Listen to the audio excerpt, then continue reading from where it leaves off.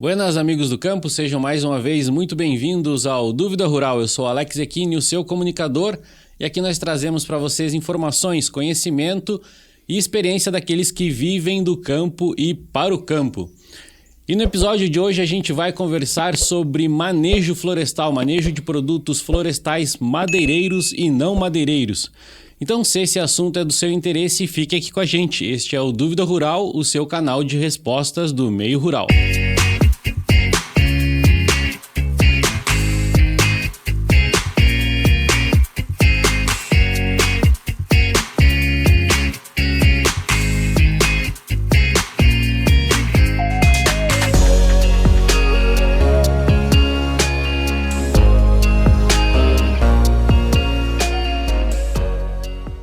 Muito bem, para conversar com a gente sobre manejo florestal, nós trouxemos hoje o professor André Felipe Rez. Ele que é engenheiro florestal, tem mais de 30 anos de experiência na área, tem mestrado em extensão rural e doutorado em manejo florestal pela Universidade Federal de Santa Maria. Professor André Felipe Rez, mais uma vez, bem-vindo ao Dúvida Rural. Obrigado, bom dia a todos, né? E obrigado novamente pelo convite para participar, né, nesses tópicos aí da área do setor rural e florestal, né?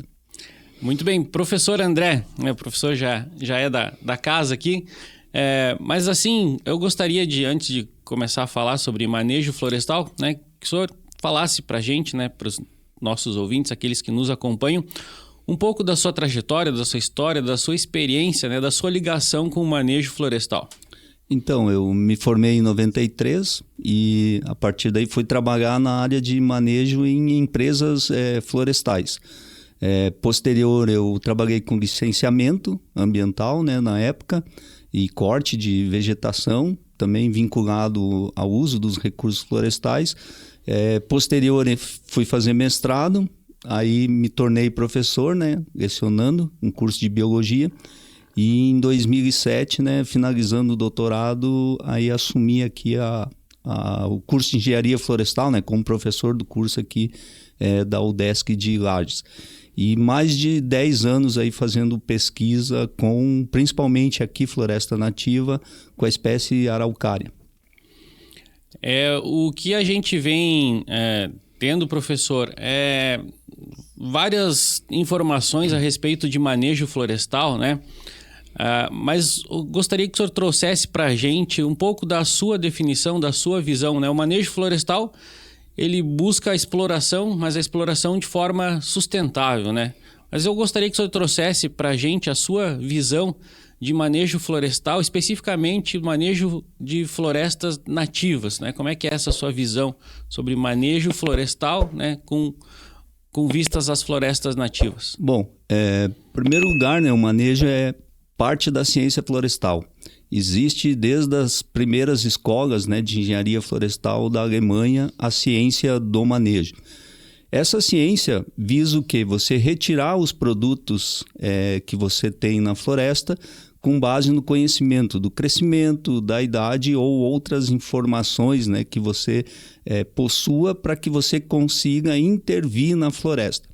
Toda floresta ela precisa fazer e necessita, né, que seja feito interferência nela. O que é interferência? É fazer cortes regulares. Por que eu necessito fazer isso? Porque a árvore vai crescer, ela vai desenvolver, ela vai precisar de espaço e de recursos. Se eu não faço isso, a floresta entra em competição e grande parte dos recursos atinge mortalidade, baixa regeneração, perco diversidade. Então, o manejo, né, é uma ciência que visa manter a estrutura e conservação das espécies ao longo do prazo, do tempo, né, só que com base em alguma informação, algum elemento. Sem isso, é o que se fazia no passado aqui na região, né, que era uma exploração. Eu não tinha nem escola de engenharia florestal. Então, a visão que a gente tem atual sobre essa espécie, né, sobre o manejo de florestas nativas, é justamente buscar essas informações. Como aqui era uma exploração, chegou um determinado período de tempo que a legislação, né, brasileira optou, disse, não, dessas florestas não se retira mais nada. O que se fazia esses cortes de poucas espécies, 10 metros cúbicos, só que isso não é manejo. Manejo não é exploração, manejo é um corte, então, com base em algum elemento de referência. E com isso eu mantenho a estrutura da floresta. Se eu perguntar para qualquer pessoa aqui da região, não se faz manejo de pinos? Sim, não faz desbaste, você não conduz até chegar a um produto final? Daí vem a pergunta, por que em floresta nativa eu não posso fazer? Então essa é a questão, e aí você tem que trabalhar essa mudança, né? Porque isso é um paradigma que se criou com educação ambiental, com questões de Agenda 2030, questões de acreditar que interferir na floresta de forma manejada causaria ou colocaria em risco a sobrevivência da sociedade ou as características do meio ambiente, né? Principalmente hoje o tópico, né? Que são as mudanças climáticas. E não é assim que funciona, né? Certo?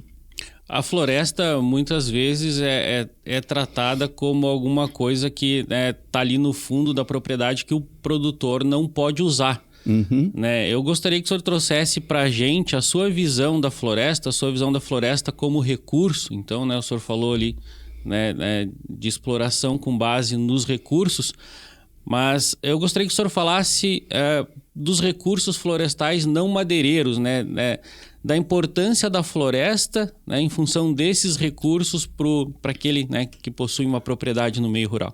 Bom, aqui na região, a espécie característica que se utilizou sempre foi a araucária. Ela tem um recurso que é não madeireiro, que é a semente.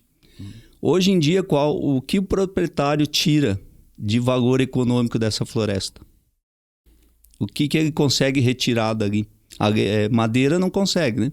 O que ele retira? Proveniente da araucária é justamente o pinhão, né? É o pinhão que traz, muitas vezes, né, faz com que ele tenha uma renda extra e em muitas propriedades essa é uma das principais rendas do produtor, né? E aí você pega propriedades, né, que você tem pessoas já de idade, muitas vezes não tiram, acabam sublocando, né, para outras pessoas retirar. Você antecipou a colheita aqui. O que acontece? Como é o único recurso, você acaba retirando toda a produção. E o que fica na floresta para regeneração e manutenção? Então vejam que você não fazer o manejo, principalmente do madeireiro, utilizar só o não madeireiro, como no caso da araucária, você também coloca em risco a estrutura da floresta.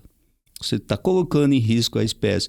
Então você faz uma super exploração de um produto e aqui a gente vê, né? Chega 1º de abril, você vê aquelas pinhas verdes, né? Não tão completamente maduras, e tem o que tem ocorrido é cada vez mais uma queda na quantidade de toneladas que são colhidas. E não existe, vamos dizer assim, um controle, porque você tem controle daquilo que você vende com nota. Aquilo que você vende fora, né, da propriedade, né? Informalmente, né? Você não tem esse controle da produção. Então, na sua opinião, é importante tanto quanto a exploração do recurso florestal não madeireiro.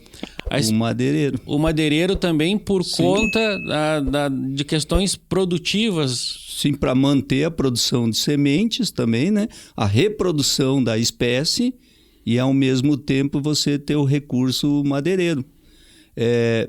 Outra questão, né, que eu poderia questionar e a gente se pergunta, por que a Amazônia eu faço um manejo?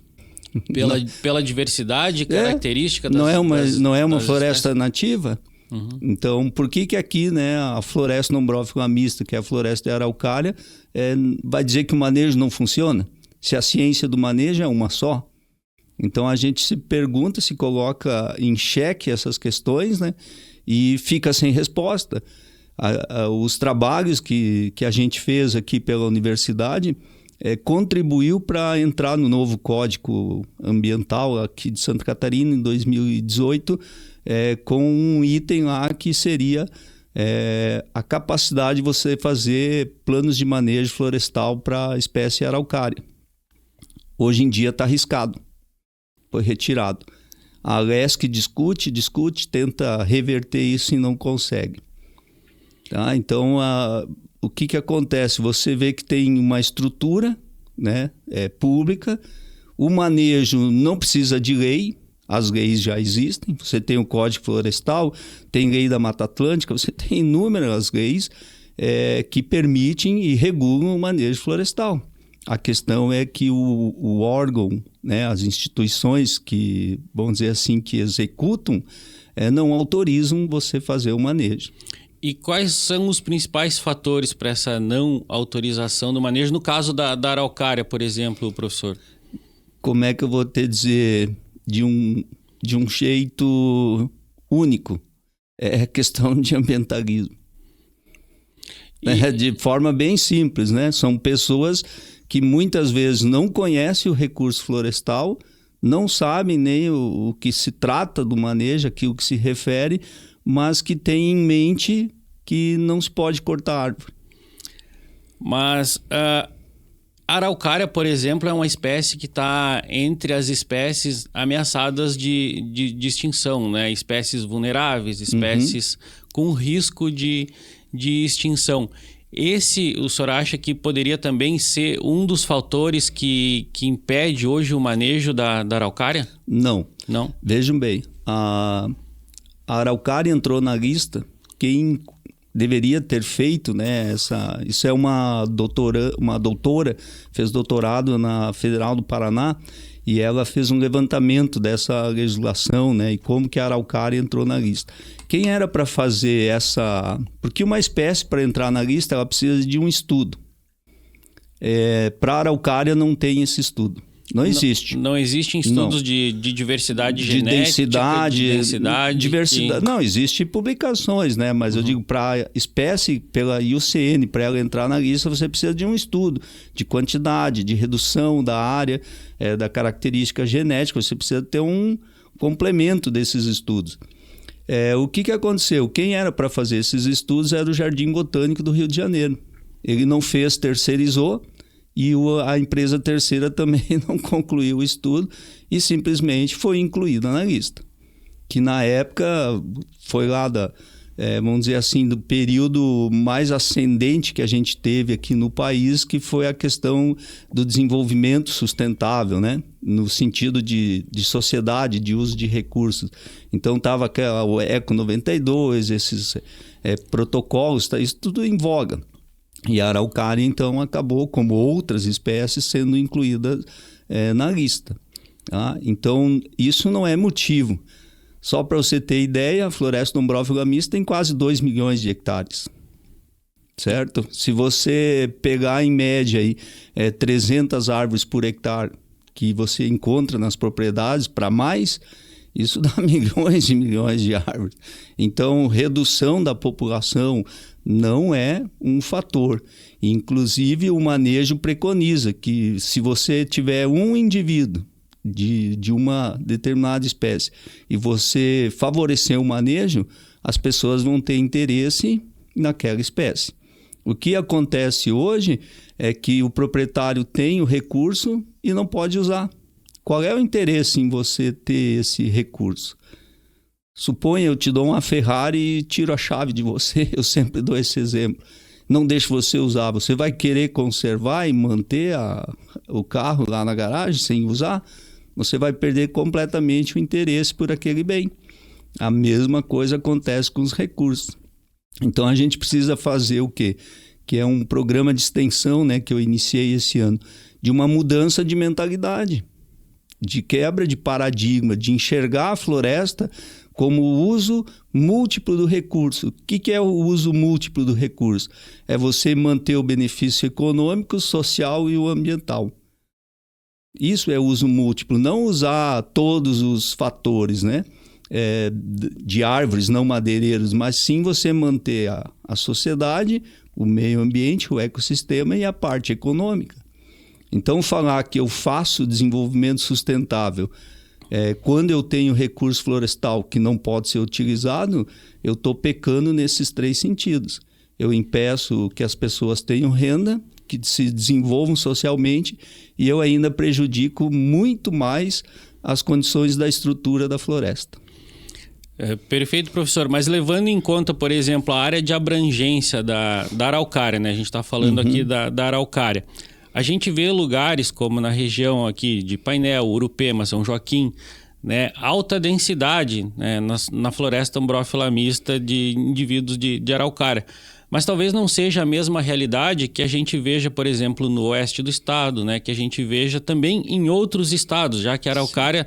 né, a gente vê do Rio Grande do Sul, a Minas Gerais, então a abrangência da araucária ela é extremamente vasta, né, geograficamente. Então, a realidade, talvez, da araucária na Serra Catarinense, diferente da realidade da araucária no oeste, diferente em outros estados. Como é que o senhor vê essa questão, né, da araucária propriamente, né, em relação à sua área de abrangência e à sua diferença de densidade, né, nessas áreas onde a araucária é abrangente? Bom, vamos tentar compreender assim, ó. Você tem diferenças de locais para locais. Então, cada local, se eu fosse fazer um plano de manejo, eu tenho que fazer uma avaliação, né, que é o inventário florestal, fazer o planejamento de retirada, né, quais as espécies que são úteis. O que as pessoas não entendem é que, por exemplo, eu vou fazer manejo da araucária aqui na região serrana.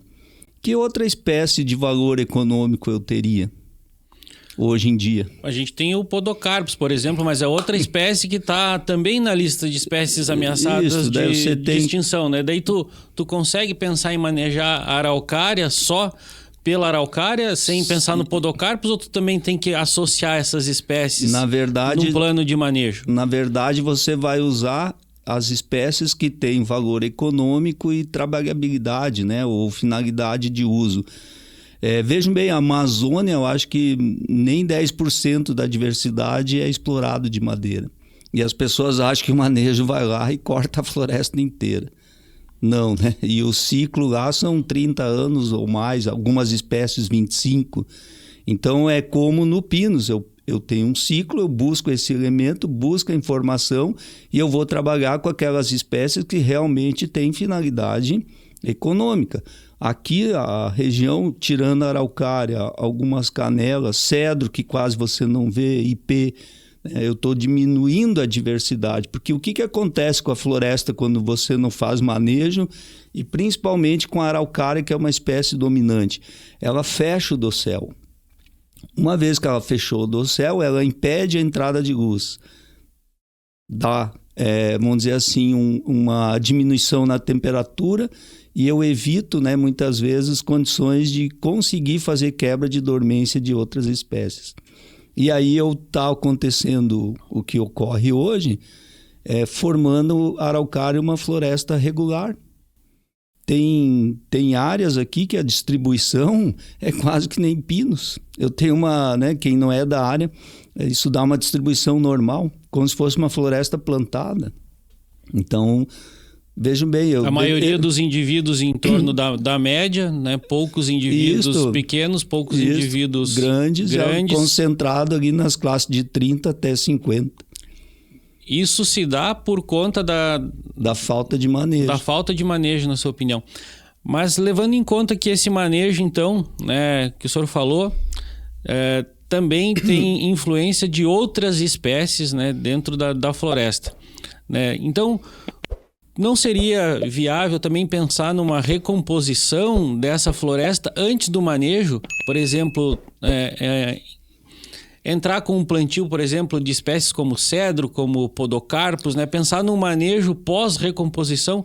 Como é que o senhor vê isso? O manejo, é possível tu entrar com o manejo antes que tu tenha essas espécies disponíveis, por exemplo? Porque se essas espécies estão ameaçadas de extinção, né? Ocorrem poucos indivíduos por hectare, né? Não seria um dos fatores se pensar, por exemplo, não, eu vou tentar então recompor, né, a diversidade desses indivíduos para depois fazer um estudo e entrar com o manejo. Como é que o senhor vê, né, que o manejo, a importância do manejo quando ele encontra a necessidade de exploração de várias espécies e essas espécies, né, uma em conjunto com a outra, também estão ameaçadas de extinção também ocorrem em baixa diversidade, em baixo número de indivíduos? Na verdade, é assim, ó.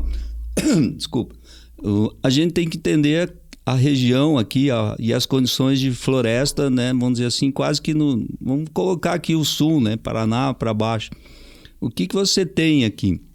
Você tem um efeito antrópico, que é criação e pastoreio de animais.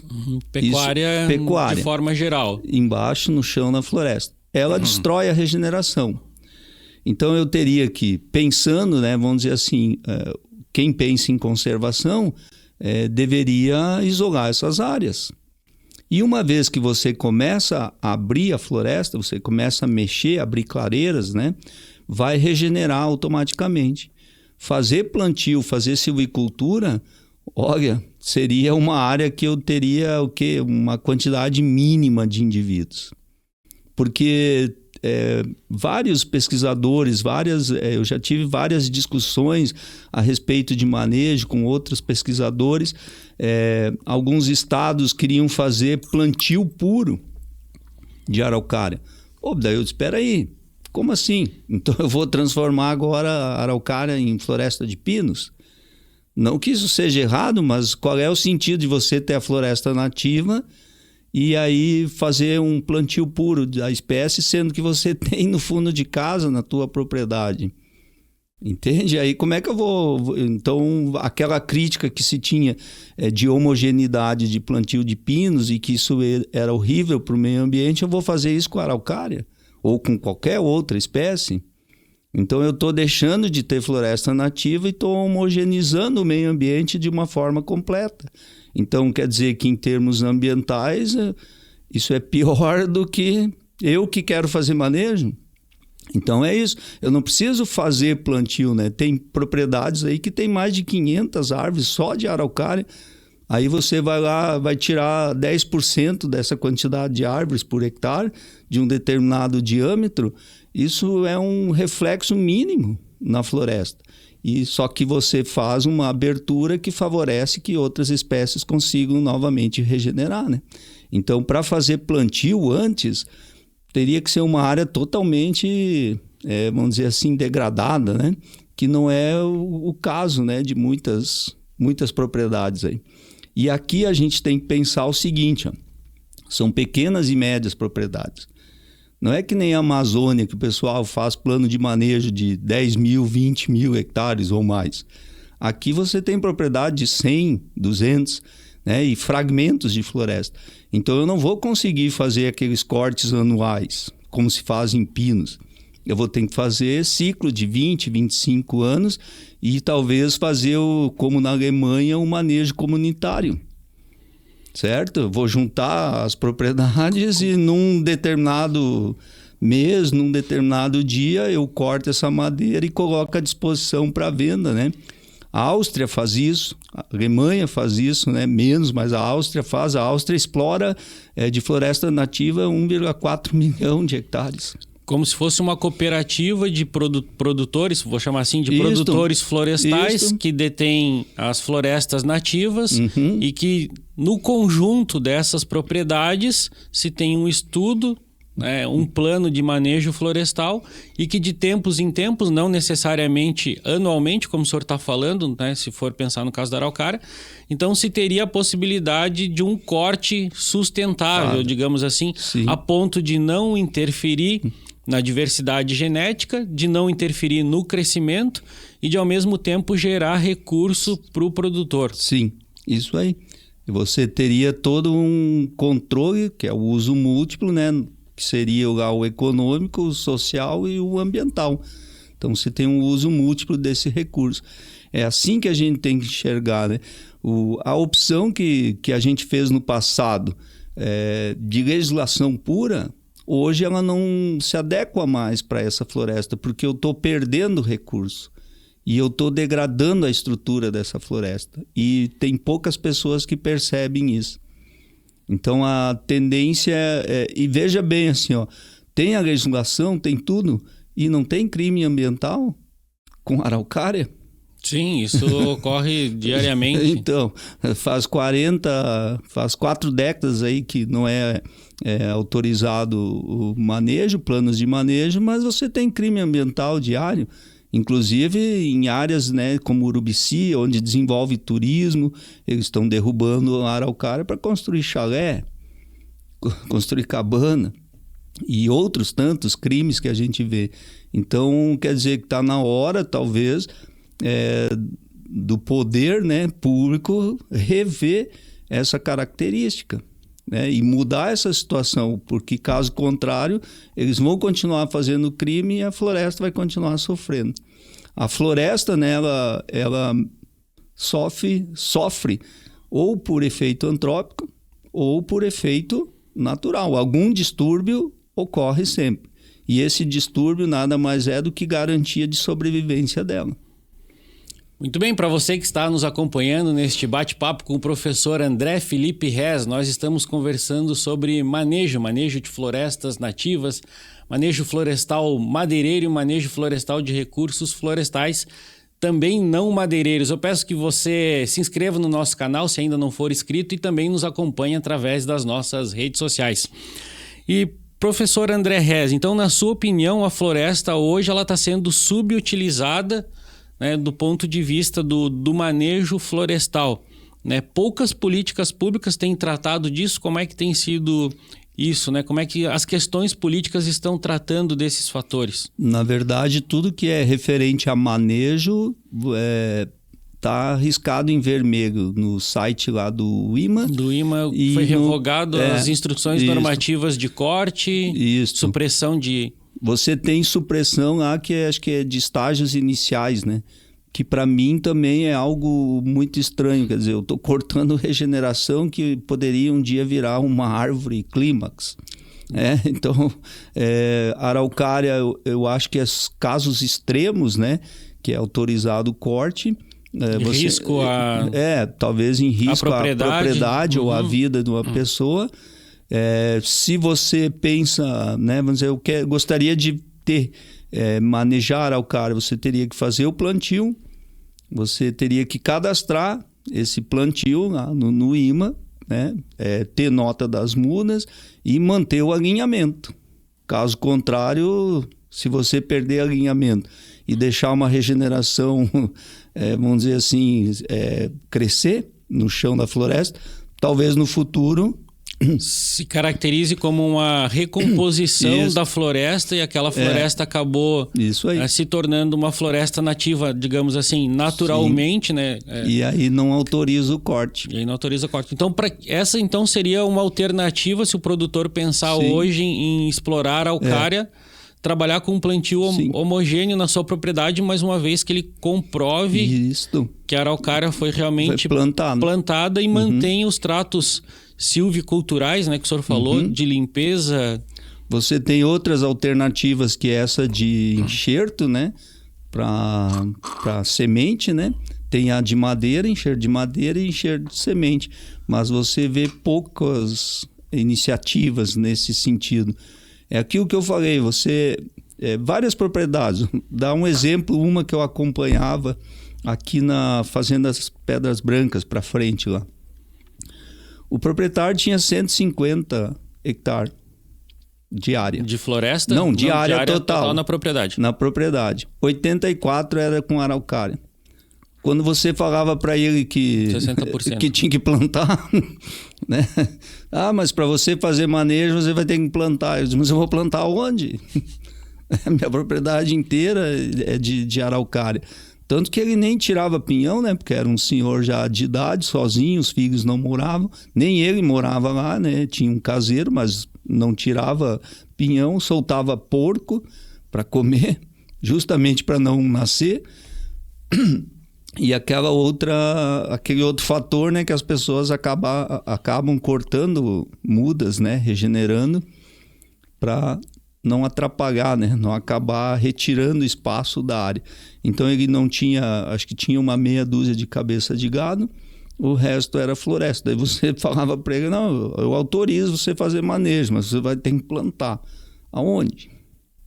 Entende? Então, quem pensa em fazer plantio é porque tem uma área que realmente não tem floresta, né? Porque se você já tem floresta, tu não vai fazer um povoamento homogêneo para conduzir só para daqui 25 anos, né, 20 anos você cortar a araucária. E o pessoal não entende, a araucária tem o mesmo crescimento de pinos em diâmetro. Então você consegue fazer ciclo de araucária, se eu fosse fazer manejo, quase que no mesmo período do ciclo de pinos. E teria uma madeira de muito melhor... Uma madeira nativa de melhor qualidade. De melhor qualidade. É possível, então, ter um reflorestamento de araucária produzindo nas mesmas condições que pinos. O Pinus produz hoje? Sim, estou bem tranquilo. O melhoramento genético da araucária, ele tem sido trabalhado para fins de plantio eu acho que genética homogêneos? Pouco, né? O que eu te falei, esses enxertos que a Embrapa vende, né? Que tem o enxerto que é para madeira e o enxerto que é para produção de pinha, né? Para produção de pinha. Isso. O enxerto para produção... Bom, vamos tentar desenrolar um pouco então sobre essas questões. A Embrapa tem produtos genéticos já desenvolvidos para produção de madeira proveniente da araucária. Tem. E o que mais é o carro-chefe, acho que é de produção de pinha, que inclusive tem o professor Stepka, Thiago Stepka, e o professor Gedri, que tem um plantio lá na fazenda do Cave como teste. Na fazenda experimental, isso. Né? Só que são assim, o que inviabiliza? Demora a produção e o preço da muda não é muito barato, né? Se eu não me engano, a da Embrapa, há um período atrás, né, estava em torno de R$250 uma muda. Uma muda. É uma araucária, então, melhorada para a produção de pinhão. Enxertada. Ela tem um crescimento... talvez não tão desenvolvido quanto para a produção de madeira e talvez uma altura mais reduzida também, né? Para facilitar a coleta do pinhão. Esse plantio que tem lá na fazenda experimental... Ainda faz 6 anos que estão acompanhando. Lá eles fizeram 2 tipos, né? Fizeram muda de viveiro e plantaram no campo para daí fazer o enxerto. E parte do experimento veio muda enxertada de outros locais, né? Se eu não me engano, mais ou menos esses testes, né, que eles fizeram. E acho que já faz 5, 6 anos, até agora não deu pinha. Há estudos, há alguns relatos, né, que dizem que a partir do 12º ano já é possível... Mas daí coletar. É araucária de mato. É a nativa com 12 anos, 10, 12, 15, dependendo do sítio, ela também já produz pinha. O que espera-se então, né, com esse melhoramento para pinhão é que ela acabe produzindo mais cedo. Isso, mais cedo e uma maior quantidade que facilitaria a colheita, né? Porque é uma árvore de menor altura, tá? Diferente da araucária, que na floresta você vai ter que... subir na árvore, né? Corre um risco maior. Então, mais ou menos a diferença seria isso. E a questão do fato de vamos dizer assim, que eu estou preservando a floresta nativa, entre aspas, né? Enquanto eu estou fazendo o plantio, eu estou deixando lá o recurso preservado. Porque tem que entender uma diferença, né, entre conservação e preservação, né? As pessoas às vezes confundem, acham que isso é sinônimo e não é, né? Preservar é você deixar realmente aquilo intacto, enquanto que conservar é fazer um uso controlado, certo? Então, de acordo com as características da própria floresta, né? Mantê-la, né, em função das características ou deixá-la muito próximo das características originais daquela floresta, né? Esse é o fato de se trabalhar com a conservação, é isso? Isso aí. Então você associa manejo com conservação do recurso florestal, certo? E não esse regime de preservação puro que foi feito aqui. O que a gente nota hoje em dia, né, formação de uma floresta quase que uniforme, menor diversidade de espécies, certo? Estagnação do crescimento, que a floresta, né, ela vai se autorregular, mas isso vai levar Aí você tem mais, como eu falei, a ação antrópica, que é pastoreio de animais, e aí você está prejudicando, de certa forma, toda a estrutura, né, e a dinâmica dessa floresta. Ela vai se autorregular?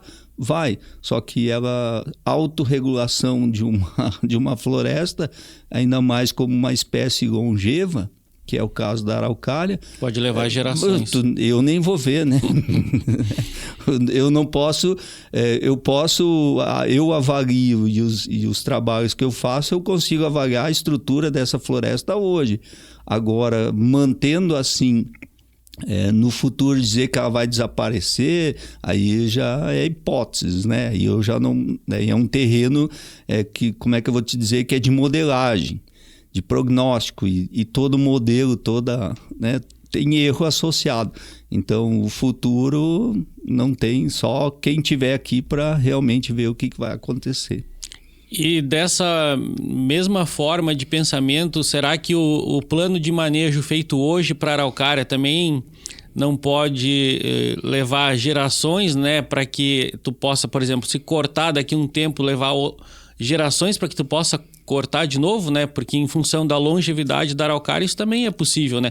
Para que aqueles que estão nos acompanhando, né, tenham uma ideia disso que o senhor acabou de falar, é que a longevidade da araucária, né, também é um fator que influencia na forma de manejo. Então, quanto tempo depois de tu cortar, a araucária vai estar pronta para cortar de novo, né? Esse é o principal fator do manejo florestal também, né? Os dados do crescimento que a gente fez, você tem 3 cenários. Alguns sítios que crescem melhor de 20 em 20 anos, alguns 25 e outros no máximo de 30 em 30. Então, não é, como eu falei, é uma característica quase como floresta de pinos. E assim, o que acontece? A base que eu tenho do crescimento da araucária hoje é efeito da última intervenção que foi feita. Como eu não fiz mais, talvez o crescimento que eu estou medindo hoje, ele está reduzido. Então, quando você abre a floresta, a tendência é que a taxa de crescimento vai crescer. Porque à medida que, por exemplo, no caso da araucária, né, que é uma conífera e o comportamento é semelhante ao do pinus. Sim. Ela precisa de luz para um crescimento radial, né, para que ela aumente de diâmetro.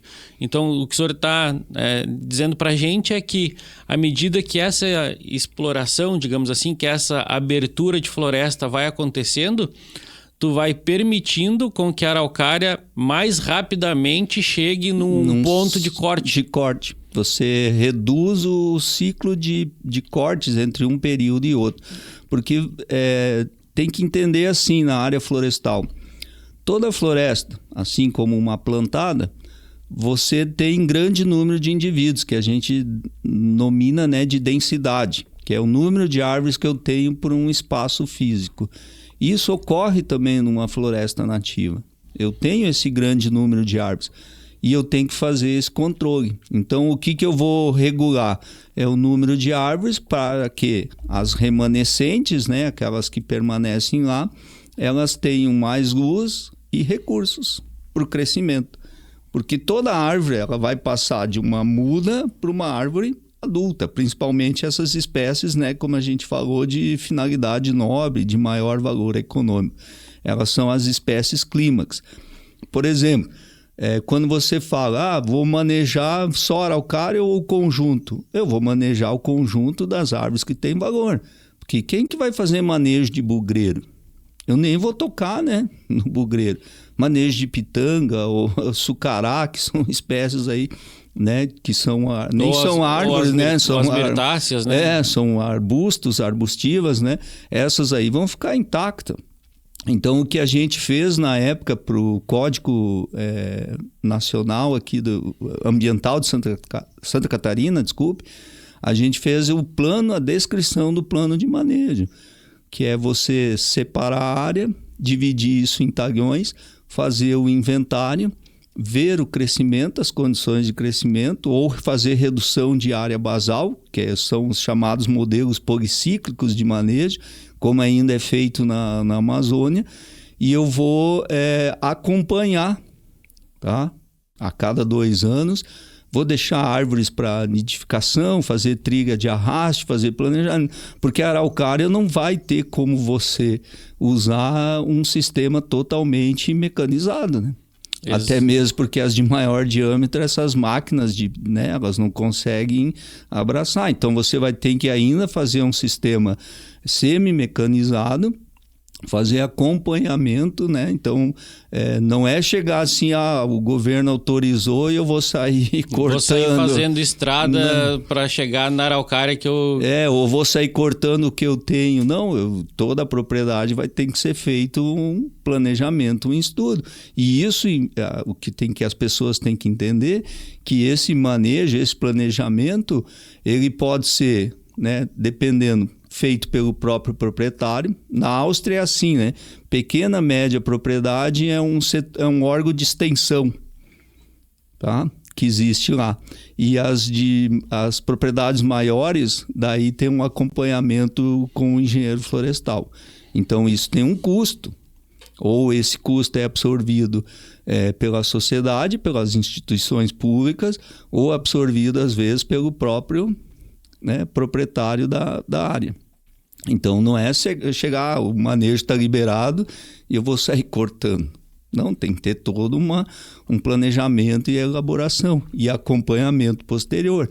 Porque se eu interferir na floresta e ela não regenerar, não começar a aparecer diversidade como deveria ser, aí sim eu vou ter que recomendar a característica de silvicultura. A questão da silvicultura, o pessoal também tem que entender qual viveiro tu conhece que vende muda nativa da região. A gente tem algumas coisas feitas, por exemplo, pela Premave, né? Isso, mas não é todas as árvores que você encontra. Tu não encontra todas as espécies, isso, né? Principalmente as nossas aqui, né? Certo? Então... Uma coisa interessante que eu achei que o senhor levantou aí, né, que acontece em alguns países da Europa, é que eles têm a floresta culturalmente já muito bem delimitada como um recurso extremamente importante na propriedade, né? E tem um aparato, pelo que o senhor falou aí, do governo por conta disso. Talvez esse não seja o principal fator hoje nas propriedades rurais brasileiras, tu ter essa cultura mais desenvolvida, a cultura de se manejar a floresta, de ter a floresta, né, como um recurso, não para a geração que tu pertence, mas mais forte para que realmente as futuras gerações possam aproveitar, porque pelo que o senhor falou, nessas culturas a floresta já é vista não só como aquele bem que deve ser explorado hoje, mas que deve ser explorado de tal forma que permaneça, né, provendo recursos para as futuras gerações. Mas o que a gente teve na nossa região aqui é um exemplo de que isso não foi percebido antes e talvez não esteja sendo percebido hoje. Isso. A araucária foi drasticamente explorada, tanto que hoje a gente não pode cortar por conta da exploração que teve, né? Então talvez entrar com uma força de entendimento do manejo florestal para que se cultue, né, isso, né, para que se entenda que isso deve ser mantido para que tu possa cortar no futuro, tu tem que manter hoje. Então, como é que o senhor vê esse comparativo da nossa forma de tratar a floresta com o conhecimento que o senhor tem de florestas em outros continentes, por exemplo? Vamos fazer um delineamento histórico aí, né? Vamos supor o Brasil.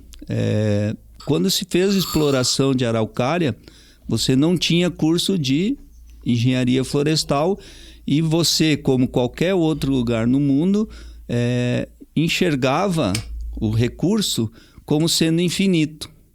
Tá?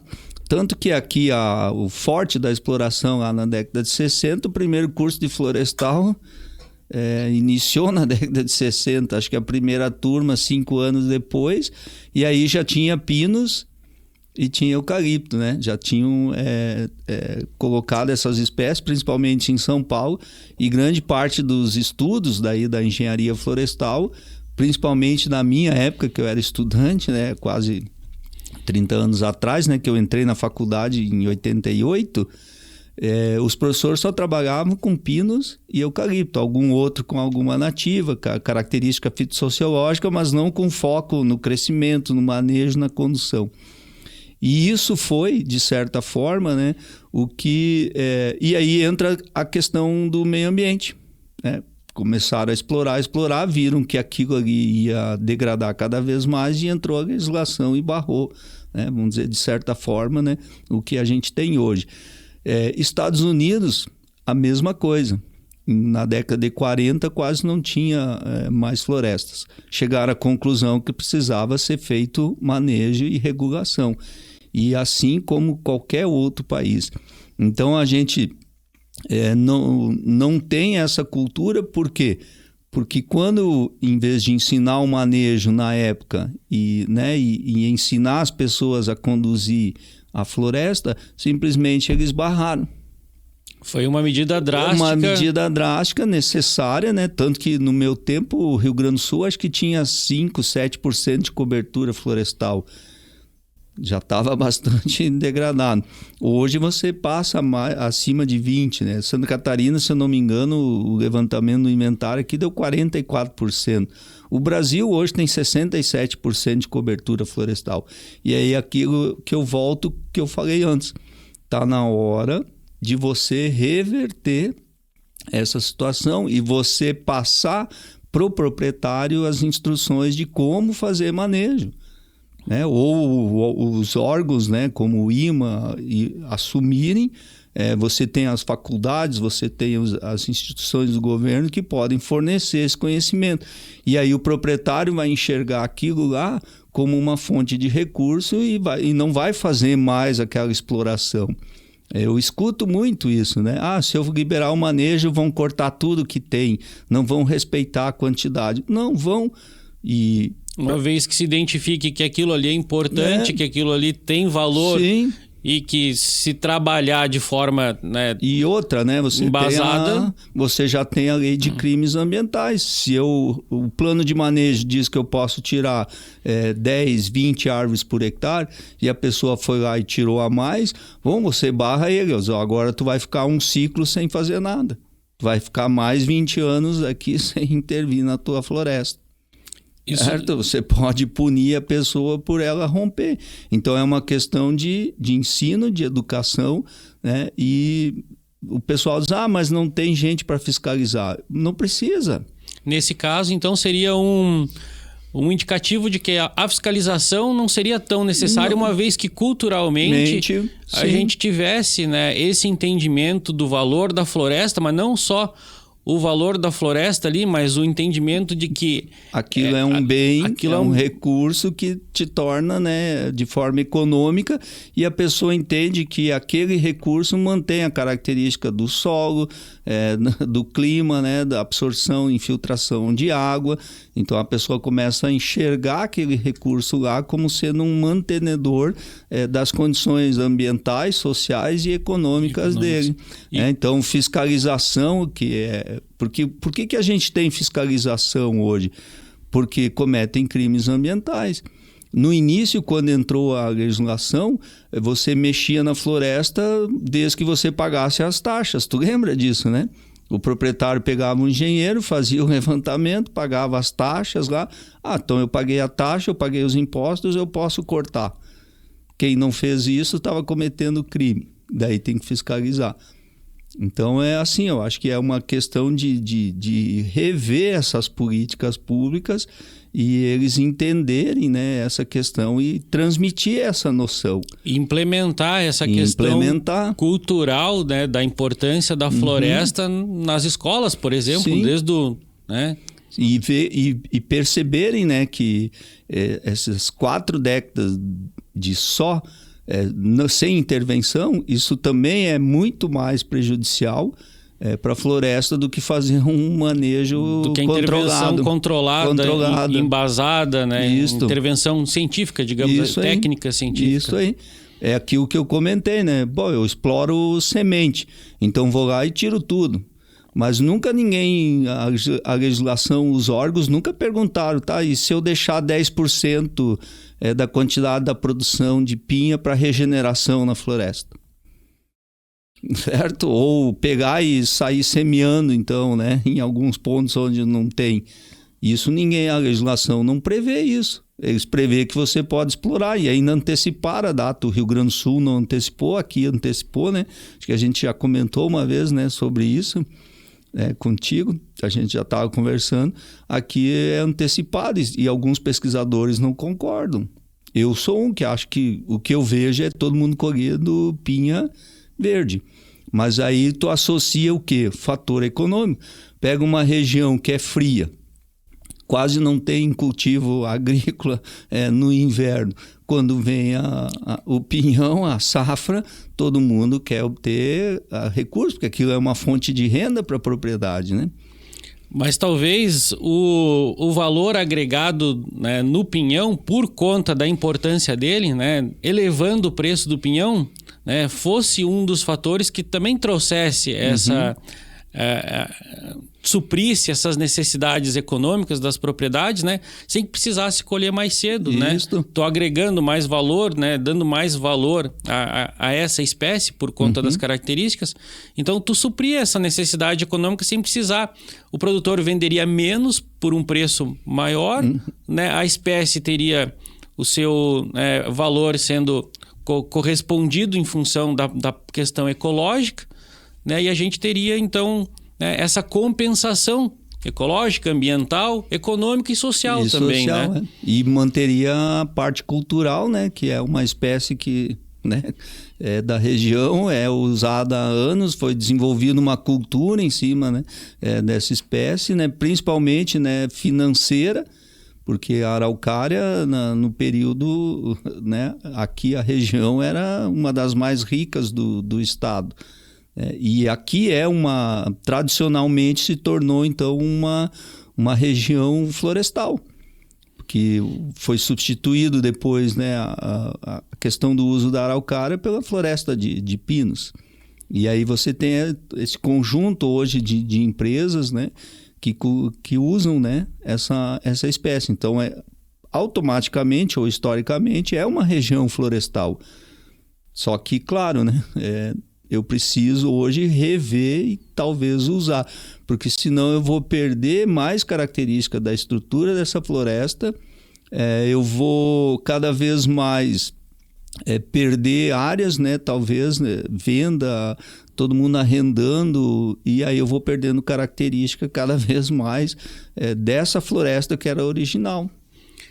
Eu acho que talvez seja, né, esse um apelo para que se tenha mais informações sobre as nossas florestas, para que mais estudos venham a ser feitos, né? Mais estudos, né, de questões específicas, como as questões próprias de cada espécie, de cada espécie que tem poder econômico, que tem, né, poder de gerar renda para o produtor, né, tanto com recursos florestais não madeireiros como com madeireiros, né? Então talvez esse, né, seja um apelo, né, para que, tão estudado quanto é hoje, né, a agricultura, a pecuária, né, seja também a floresta, né, professor André? Sim.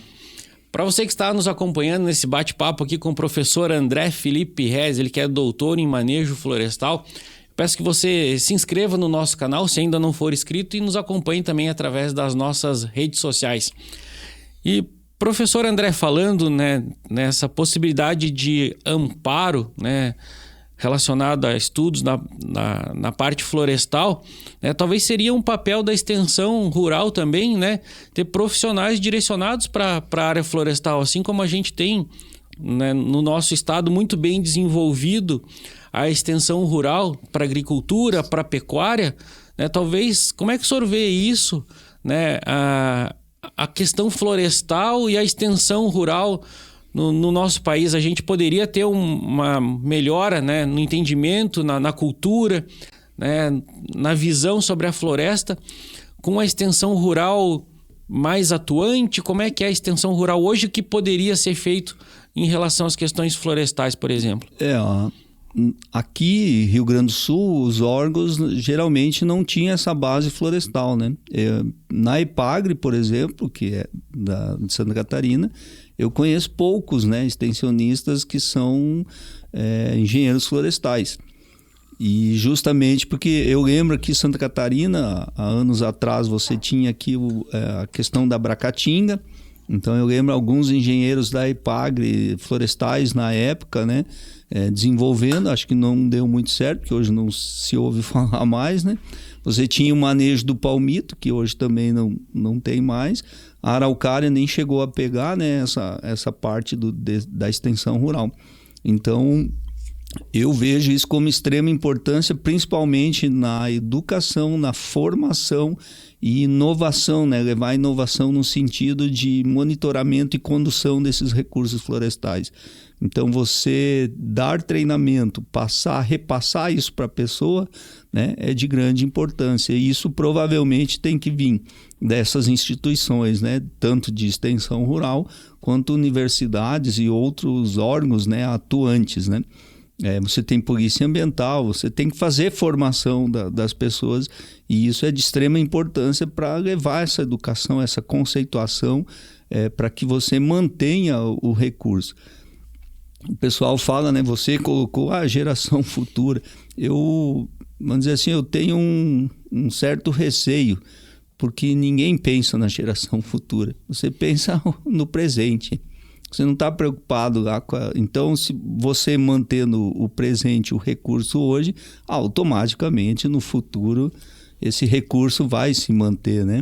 Dependendo do teu entendimento sobre os recursos na geração em que tu tá fazendo parte, né? Então, Mas veja assim, né? Se o Brasil tem 67% de cobertura florestal, vamos supor que eu gostaria de construir uma estrada de ferro para levar alimento, tirar caminhão de estrada, uma parte, né?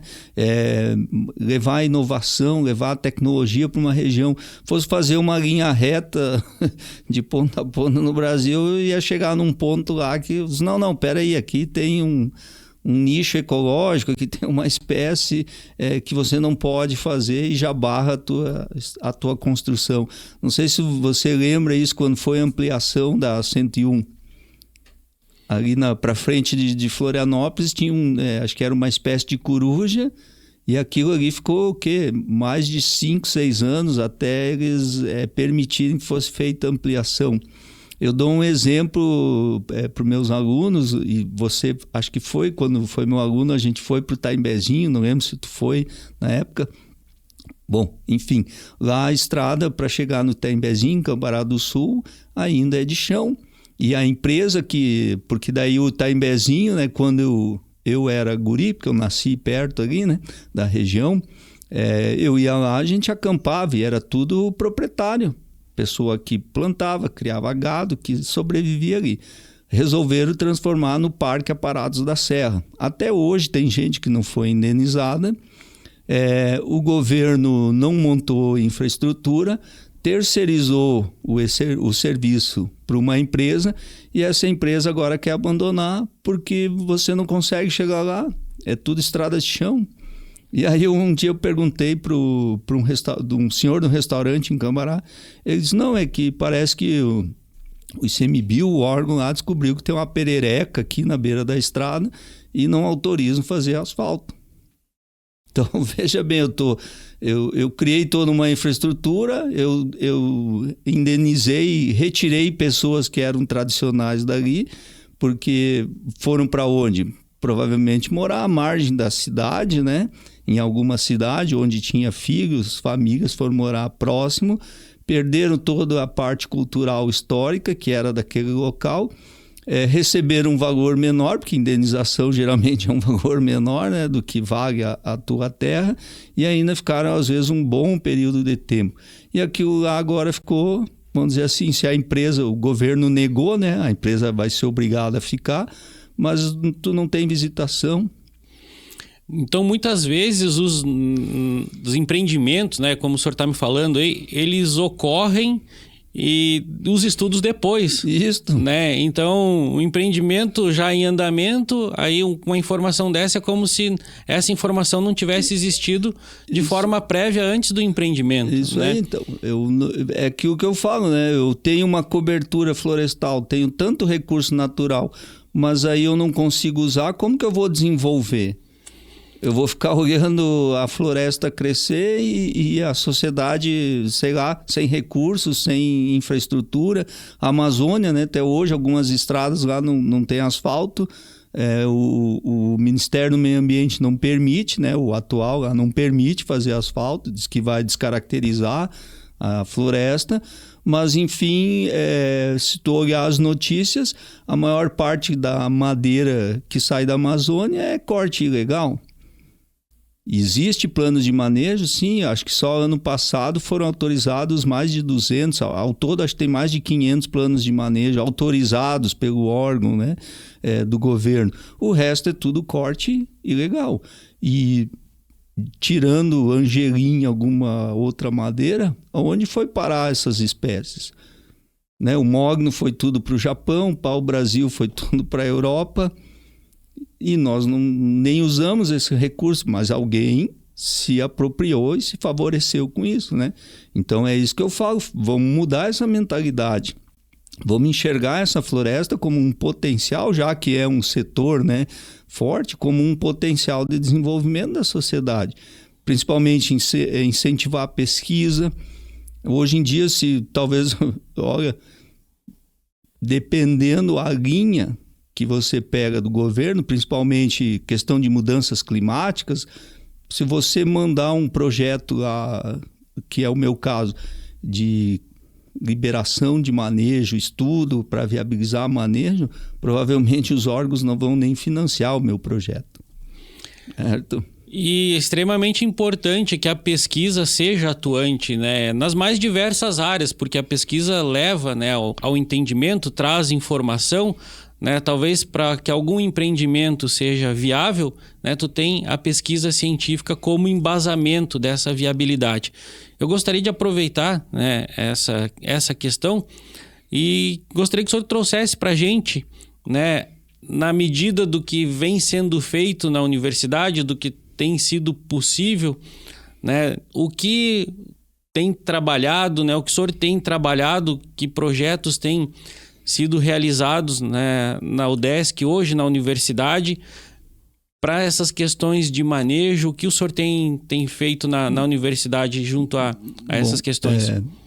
Eu vou falar da minha parte, né, que eu trabalho já, como falei, mais de 10 anos com a araucária, e eu comecei com os estudos básicos, que era fazer estudo de anel de crescimento, conhecer a idade e o quanto que a árvore cresce. E a partir dali, né, outros alunos orientados, ex-alunos, também trabalham, né? Tem uma rede de autores de Santa Maria que trabalham com essa espécie. Então a gente começou por essa parte básica, que é buscar um elemento de referência. Por que o manejo, né, todo mundo coloca esse adjetivo sustentável? Por que ele é sustentável? Porque eu só posso cortar da floresta aquilo que ela consegue crescer, né, para um determinado período de tempo, seja 1 ano ou seja 20 anos. Então eu não posso retirar nada além, né? Mas é a mesma coisa que você ter um dinheiro aplicado, você não vai gastar mais do que a taxa de juros, né, te repõe por mês. Na floresta não tem cheque especial. Isso aí não tem financiamento lá. Tá? Então a gente começou com esses estudos. A partir daí foi feito estudos de morfometria, que é estudo da forma, que também é um elemento que eu posso usar para regular, né, e controlar a densidade da floresta.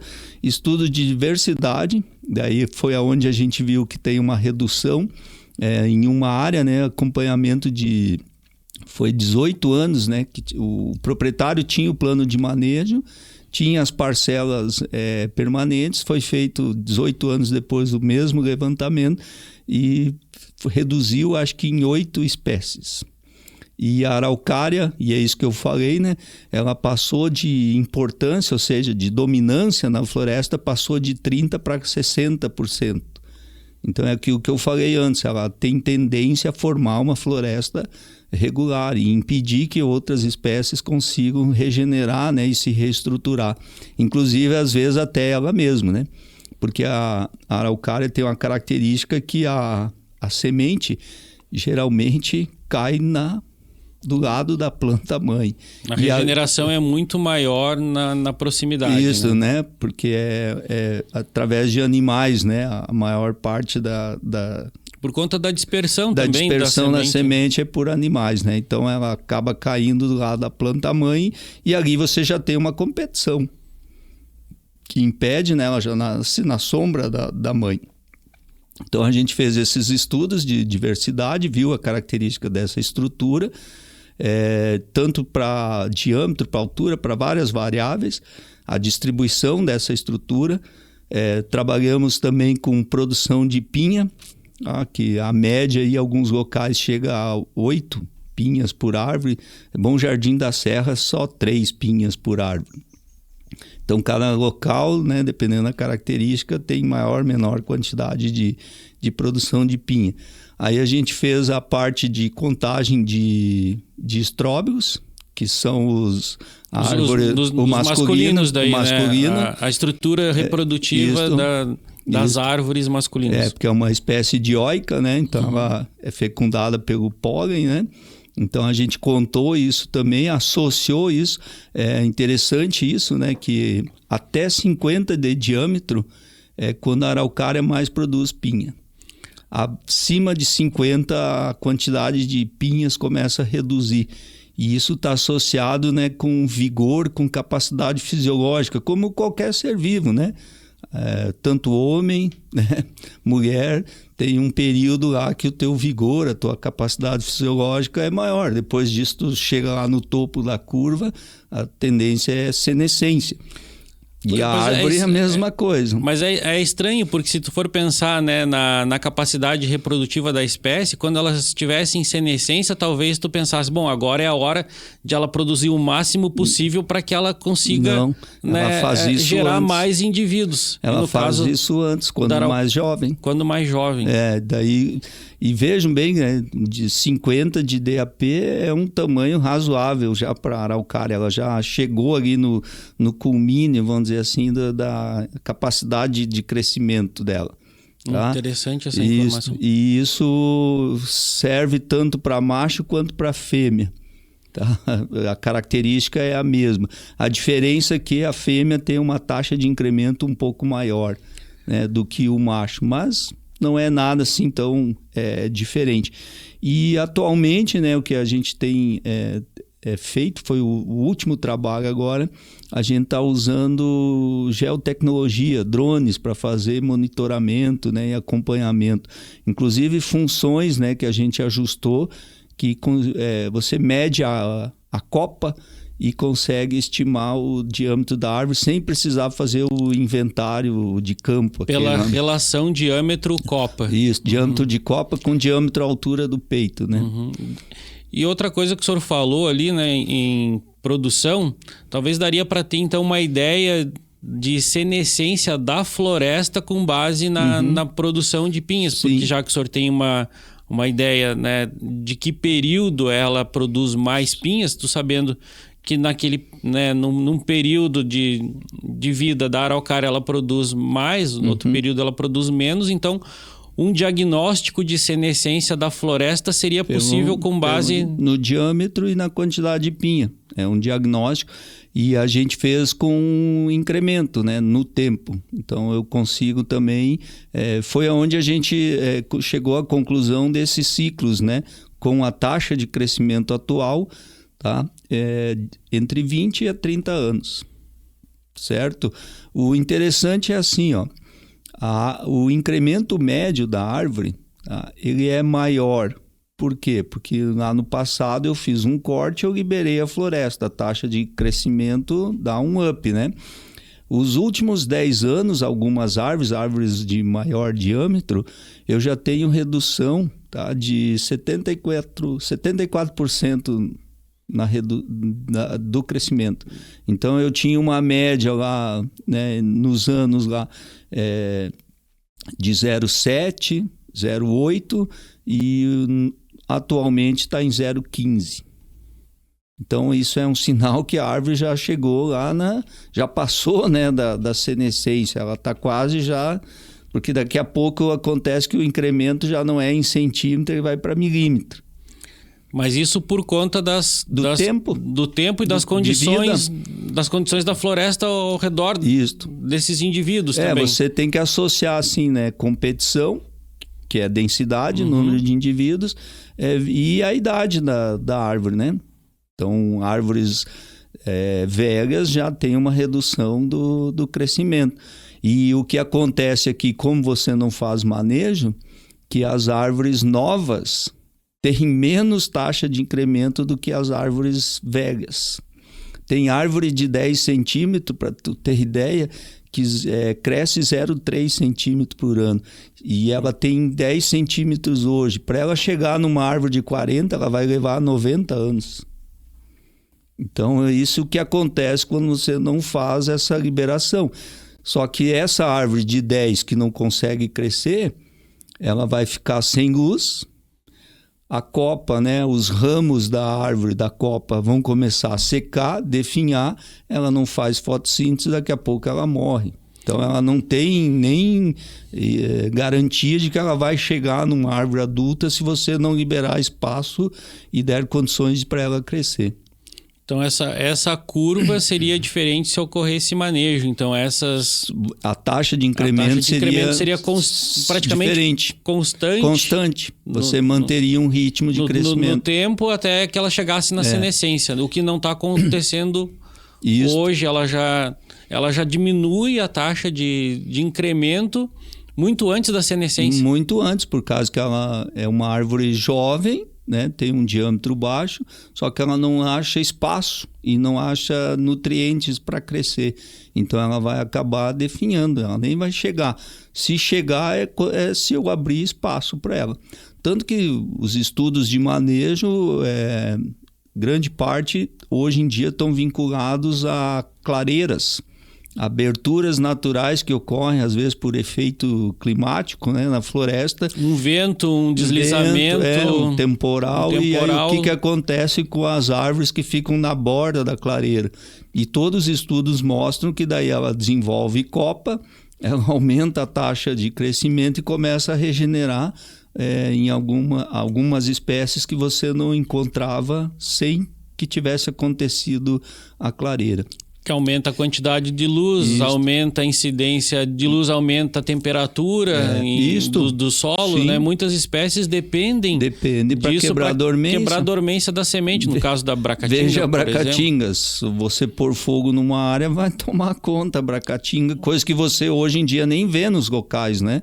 Você acha que não tem bracatinga. Não, é que não estão colocando... Alguém não está colocando fogo e ela não está conseguindo quebrar a dormência. E o manejo também nada mais é do que a abertura de clareiras, no caso da araucária, por exemplo. Um controle de densidade. Eu sempre indico para os alunos, né? Tenham em mente, né, que floresta é densidade, daí você controla o crescimento, e aí você controla a produção, né? Através da disponibilidade de espaço e recursos. Então, o manejo envolve 3 características praticamente. E o que acontece como não se faz manejo, árvores que você deixa muito tempo em competição, mesmo que você faça a liberação de espaço ao redor dela, ela não tem mais vigor para inflexionar a curva de crescimento. Para responder. Eu dar um exemplo mais drástico. Você deixar uma criança sem os nutrientes básicos durante um longo período de tempo. À medida que ela atingiu lá 7, 8 anos de idade, talvez o alimento, o nutriente que você dá não vai mais impulsionar o crescimento dela. Então, mais ou menos para as pessoas entenderem, né? Fazendo esse paralelo com o ser humano. A árvore é a mesma característica. E a diferença é que eu tenho número maior de indivíduos num espaço pequeno. Então eu tenho que regular isso, né? Só isso. Não é chegar lá e destruir a floresta, como o pessoal pensou no passado, ou tinha essa noção que o manejo, né? Eu já escutei várias vezes, né, gente me xingando. você, enquanto tu não cortar a última árvore, tu não vai sossegar. Manejo não é isso, né? Muito pelo contrário, eu quero ter mais árvore. O manejo ele te dá então a resposta daquilo que tu pode cortar. Isso aí. Na verdade, daquilo que tu deve, né? Isso. Tu deve cortar, porque poder, né, digamos, tu poderia, mas o manejo te dá a resposta daquilo que realmente é preciso cortar para que a floresta se mantenha, né? Conserve as espécies. Então, respeitar o manejo, né? As respostas que o manejo te dá, as informações que o manejo te dá, é respeitar a evolução da floresta como um todo, né? E aqui a gente nem associou a fauna, né? Porque pega o papagaio charão que vem voando aqui. Já pensou ele voar toda essa distância, chegar aqui e a produção de semente está tão baixa que ele não encontra alimento? Tu acaba ocasionando talvez a extinção também de algumas espécies por conta da não conservação das espécies que fornecem o recurso para a fauna. Isso aí. Então, é mais ou menos nesse sentido a importância, né, de se visualizar esse monitoramento do manejo no recurso florestal. Muito bem, professor André, já chegando para o nosso bloco final aqui desse nosso bate-papo, eu gostaria de aproveitar, né, essa nossa última fala e pedir para que o senhor deixasse então aqui a sua mensagem sobre manejo florestal, né, sobre tudo que o senhor tem feito, tudo que o senhor tem trabalhado nessa questão. A minha mensagem é que as pessoas visualizem a necessidade, né, e que ocorra essa mudança de paradigma referente ao uso do recurso florestal, né, que enxerguem a possibilidade de que o manejo é viável e que isso trará benefícios tanto para a sociedade quanto para o ecossistema. Que uma vez que se entenda o valor desse recurso, né, se conheça, né, se tenha mais informações sobre a floresta, fica mais fácil bem mais fácil de conservar, né, e de também promover uma exploração de forma sustentável. Sim, bem isso. Professor André, mais uma vez... Eu que agradeço, né? Agradeço a sua presença aqui no Dúvida Rural. Com certeza, este episódio foi bastante esclarecedor para aqueles que nos acompanham. É muito conhecimento, muita informação, muita experiência na área. Então, mais uma vez, muito obrigado pela sua presença aqui no Dúvida Rural. Eu agradeço e sempre disposto, né, a esclarecer esses pontos e sanar as dúvidas, né, desse receio que as pessoas têm ainda quanto ao manejo. Então, muito obrigado.